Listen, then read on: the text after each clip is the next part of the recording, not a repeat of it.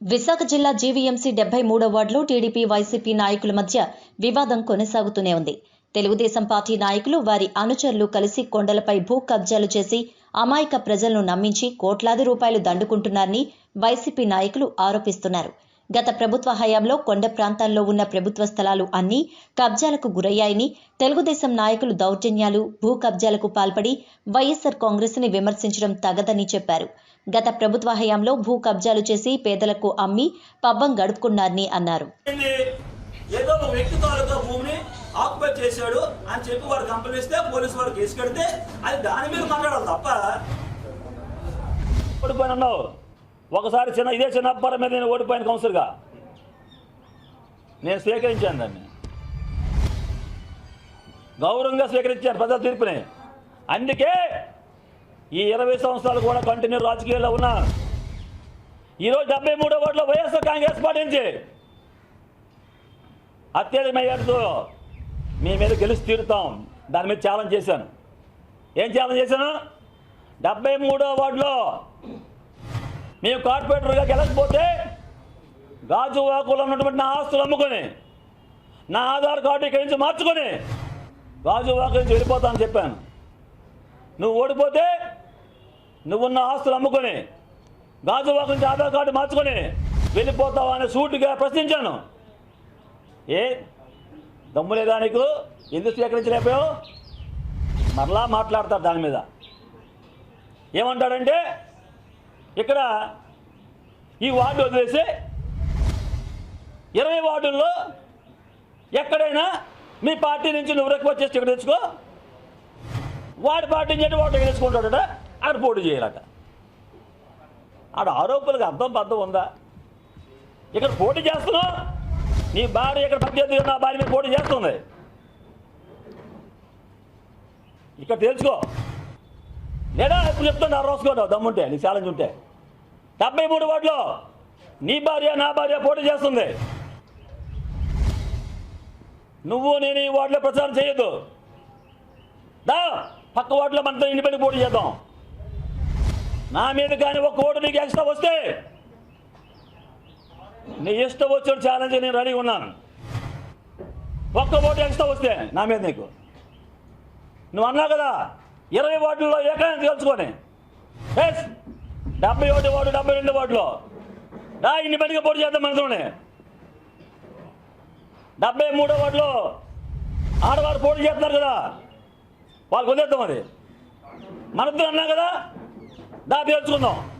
ఒక్క vote extra వచ్చాను నా మీద నీకు. నేను ఇందాక ఇచ్చిన ఛాలెంజ్ రెడీగా ఉన్నాను ఇక్కడ చెప్పుకోవడానికి. దానికైనా సిద్ధం రెడీ అని చెప్పు.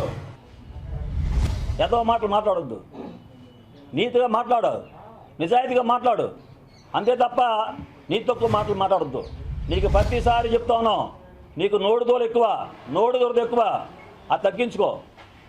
రాజకీయాల్లో ఏదో అవకాశం ఇచ్చారు కదా అని చెప్పేసి, ఏదో గెలిచారు చెట్టు పేరు చెప్పి గెలిచావని చెప్పేసి, మరి ఏవరా సన్నాసి వదవా? మొన్న కార్పొరేటర్గా నువ్వు పోటీ చేయలేదా? నీకు ఎన్ని ఓట్లు వచ్చారా? 62 ఓట్లు ఎన్ని ఓట్లు వచ్చారా నీకు? నీ వాటర్ మీరు వాడు ఓడిపోలేదురా నువ్వు? రాజకీయాల్లో గెలుపు ఓటములు సహజంరా సన్నాసి వెధవా. గెలిచివాడు గొప్పవాడు, ఓడిపోయినాడు ఏదో ఇది కాదు. రాజకీయాల్లో ఓటమి గెలుపులు సహజం. నేను ఓటమి చూశాను 2 సార్లు. ఈరోజు నా గెలుపు నువ్వు చూస్తావురా సన్నాసి వెధవా. ఒళ్ళు దగ్గర పట్టుకొని మాట్లాడడం నేర్చుకోవాలి. నువ్వు అన్నావు నేను కౌన్సిలర్గా గెలిచిందని.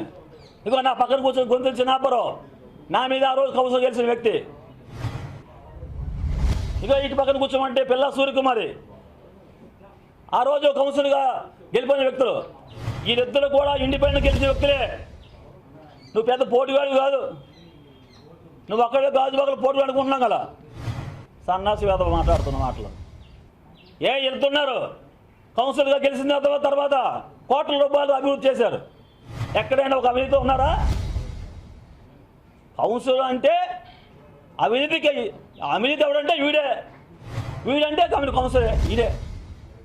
వీడి మీద ఉన్న అభియోగాలు ఎక్కడ ఉన్నాయా? ఆవిడ మీద ఉన్నాయా? నేరుగా నువ్వు గవర్నమెంట్ స్థలాన్ని ఆక్యుపై చేసి ఇల్లు కట్టుకున్నావు, షాపులు కట్టుకున్నావు, కబ్జాలు కొండల మీద చేయిస్తూ సింహాద్రి వ్యక్తితో చేయిస్తూ అందులో నువ్వు వాటాలు ఉన్నాయి అని వారు నిరూపించారు. నువ్వు దాని మీద సమాధానం వారికి చెప్పు. నువ్వు నన్ను ఇందులో లాగడం ఏంటి? నాకేంటి సంబంధం ఇందులో? తప్పుడు ఆరోపణలు చేసి చేయకు. అయితే ఇదంతా పాతగా జరిగిన స్టోరీ అని అన్నాడు కదా. మరి కోటేశ్వర అనేవాడికి గవర్నమెంట్ పట్ట ఎలా తీసుకున్నావు? సన్నాసి వెధవ అని అడుగుతున్నాను. నా గురించి చెప్పు, స్థలాలు కబ్జా చేశారని. ఒరే సన్నాసి వెధవ నీకు మాట చెప్తున్నాం సూటిగా, ఎంక్వైరీ చేసుకో. నా తండ్రి మిలిటరీలో 20 సంవత్సరాలు పనిచేసిన తర్వాత రాంబిల్లి మండలంలో 5 ఎకరాల స్థలం గవర్నమెంట్ ల్యాండ్ నా తండ్రి పేరు మీద కేటాయిస్తే అది మాకు చూసుకోవడానికి వీల్లేక అది అలా ఉండిపోవడం వల్ల వేరే ఊరు ఆక్యుపై చేస్తే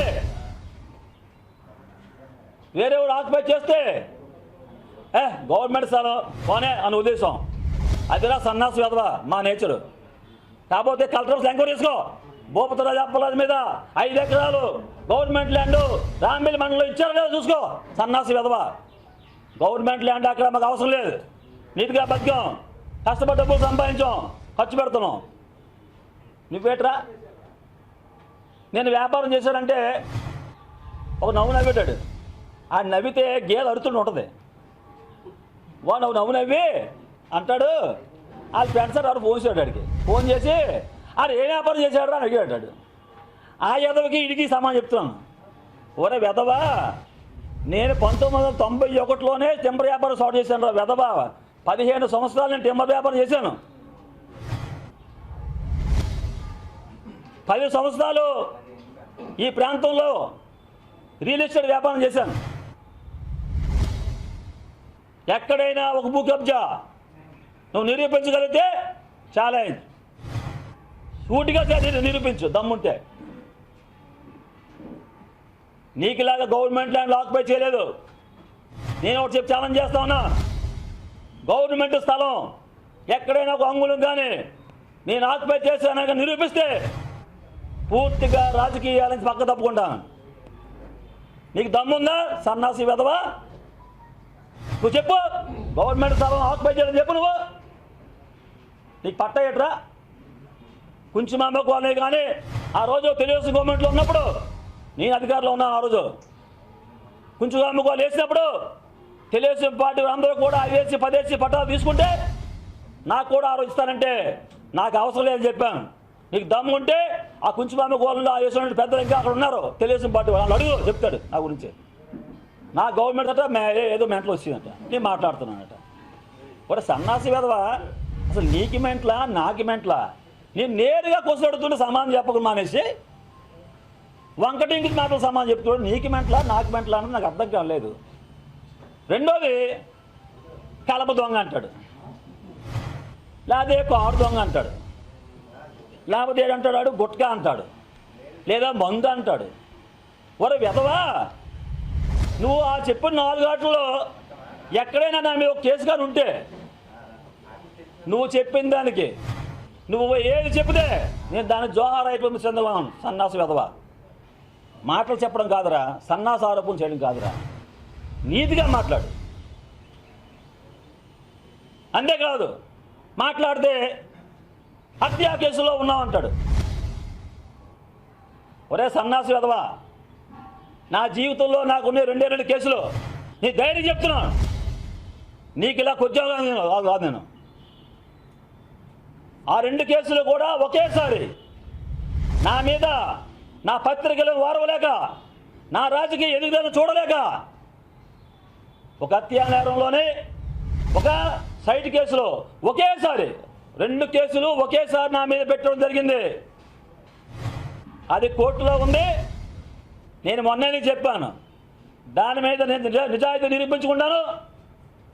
కోర్టులోంచి కడిగిన ఆనిముత్తులా బయటకు వస్తాను రా సన్నాసి వెధవా అని చెప్పాను. దాని గురించి ఎందుకురా 10 సార్లు? ఎప్పుడు ఆడికి అదే ఉంటుంది, ఇంకేముండదు. రా, నువ్వు ఎప్పుడైనా నీ జీవితంలో నీ వెనక వ్యక్తులు తిరిగి వ్యక్తులు కూడా ఏదైనా ఒక న్యాయం చేసావా, ఒక సాయం చేసావా? మరి నా వెనక తిరిగిన వ్యక్తులు నేనేం చేశానది అడుగు, చెప్తారు సన్నాసి వెధవా. మరి నీకే నువ్వే పెద్ద కోటీశ్వరం అన్నావు కదరా, మరి నీ సొంత చెల్లికి ఇల్లు లేదన్నా సాయం చేయనా అని నన్ను అడుక్కుంటే పెదవా ఈ 186 సర్వే నెంబర్లో ఈ పక్కన ఉన్న దాని స్థలంలో 110 గజాలు జిరాయితీ భూమిని నీకు ఇచ్చానా లేదా? నీ చెల్లికని ఇస్తే నువ్వు ఆ భూమిని నీ చెల్లి కూడా ఇవ్వకుండా మోసం చేసి 8 లక్షలు 7 లక్షల రూపాయలకు అమ్ముకున్నావా లేదా ఎవరైనా అడుగుతున్నాను. సూటిగా సమాధానం చెప్పు. దానికి సమాధానం లేదు. నేను ఛాలెంజ్ చేశాను 73వ వార్డు నుంచి, దానికి సమాధానం లేదు.